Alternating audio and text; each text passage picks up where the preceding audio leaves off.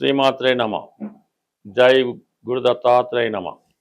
ఈ వీడియోలో మనం వృశ్చిక రాశి వారికి మార్చి 29 నుంచి ఏప్రిల్ 4 మధ్యలో జరగబోయే వార ఫలాలు పరిశీలించినప్పుడు మరి వృశ్చిక రాశి వారికి చతుర్థ స్థానంలో ప్రస్తుతం రాహువు, కుజ, బుధ గ్రహాల సంచారం వల్ల విద్యార్థులు విద్యపైన ఎక్కువ శ్రద్ధ పెట్టవలసి ఉంటుంది. ఏదో విధంగా విద్యకి ఆటంకం కలిగే సూచనలు కనబడుతున్నాయి. కాబట్టి మరి ఈ రాశిలో ఉన్నటువంటి పిల్లల యొక్క తల్లిదండ్రులు ఎక్కువ విద్యార్థి మీద శ్రద్ధ పెట్టడం మంచిది.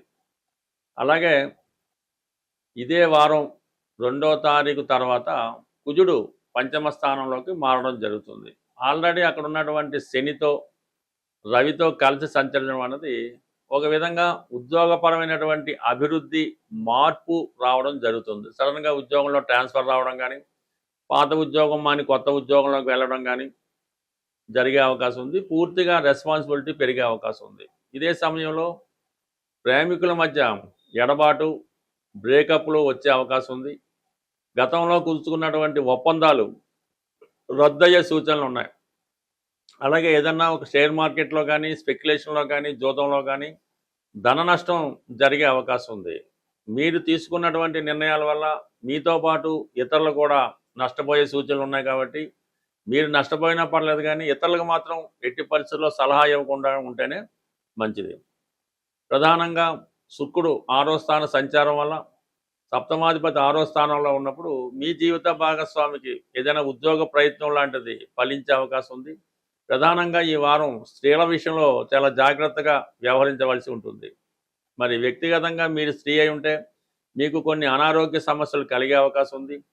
అలాగే అత్తవారి బంధువులతో కానీ, మీ దగ్గర బంధువులతో కానీ కొన్ని విరోధాలు, విభేదాలు వచ్చే అవకాశం ఉంది. మీరు అబ్బాయి అయి ఉంటే మాత్రం కంపల్సరిగా స్త్రీల విషయంలో జాగ్రత్తగా ఉండవలసి ఉంటుంది.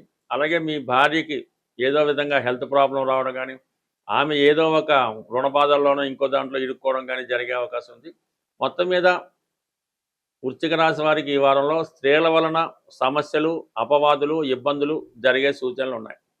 ఇక ప్రధానంగా మరి దశమ స్థానంలో కేతుగ్రహ సంచారం, దశమాధిపతిగా ఉన్నటువంటి రవి మరి 5వ స్థానంలో రాష్ట్రాధిపతితోనూ శనితో కలిసి ఉండడం వల్ల ఉద్యోగ సంబంధించిన విషయాల్లో ఎటువంటి ప్రయోగాలు చేయకుండానే ఉంటేనే మంచిది.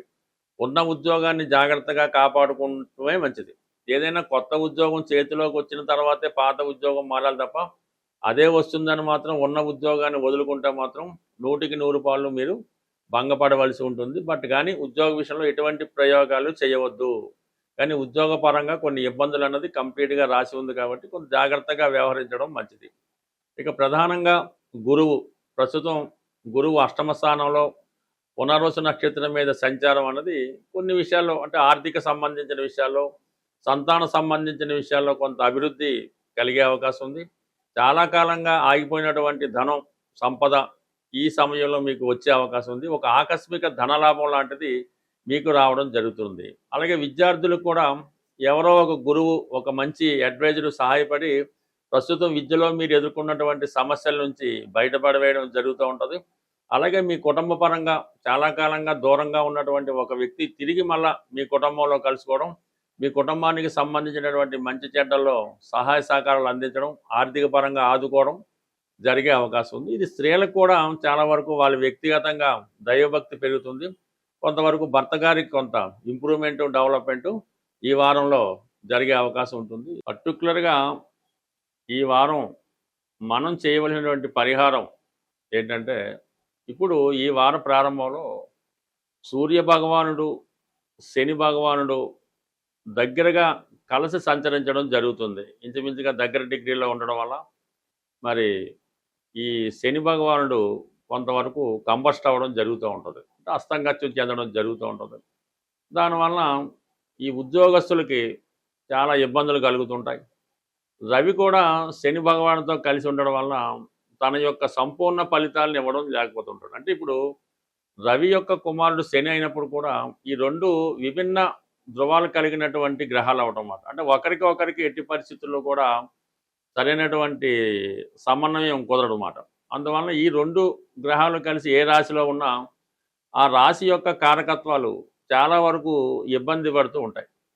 సో ఈ కారణం వల్ల ఏంటంటే ఎవరైనా సరే ఈ సమయంలో వ్యక్తిగత ఆరోగ్యం కొరకు కానీ, తండ్రి గారి ఆరోగ్యం కొరకు కానీ, లేదంటే ఉద్యోగంలో అభివృద్ధి కొరకు కానీ కంప్లీట్‌గా ఈ 2 గ్రహాలని మీరు పరిహారం చేసుకోవాల్సి వస్తుంది. మనం నిరంతరం 100% పరిహారం చేసుకోవాల్సిన గ్రహం సూర్య భగవానుడు. అంటే సూర్యుడే మనకి వెలుగుని, జీవితాన్ని, ప్రాణాన్ని అన్నీ సమకూరుస్తూ ఉంటాడు.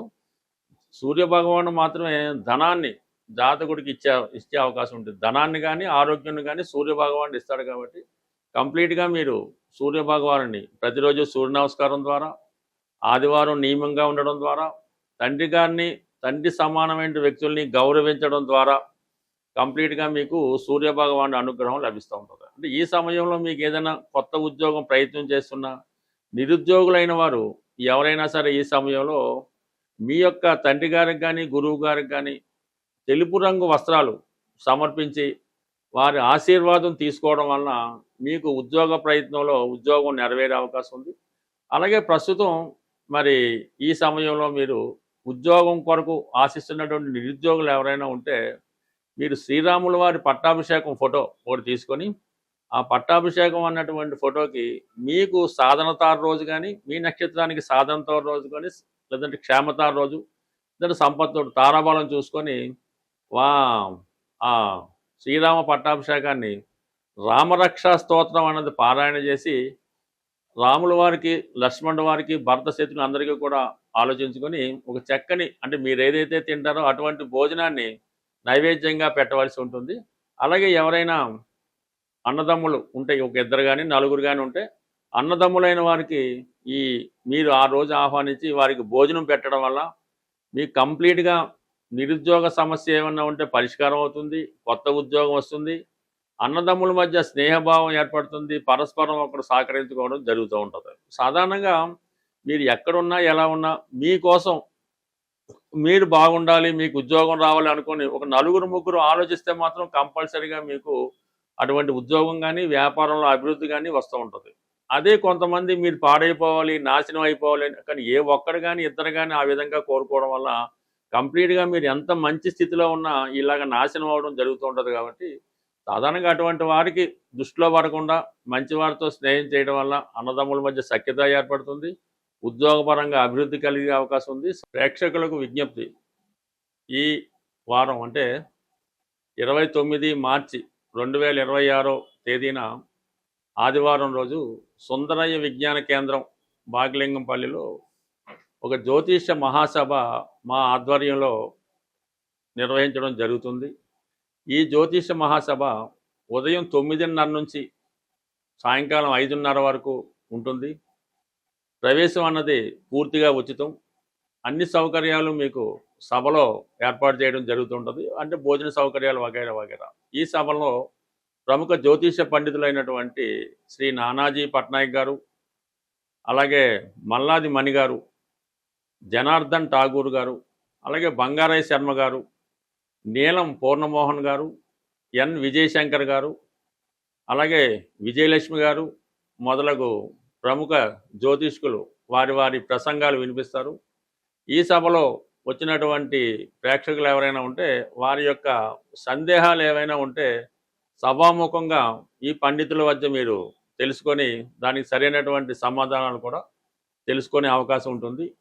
జ్యోతిషంపై ఆసక్తి ఉన్నవారు తప్పకుండా ఈ సభకు హాజరై మమ్మల్ని మా సభని విజయవంతం చేస్తారని ఆశిస్తూ స్వస్తి, శుభం.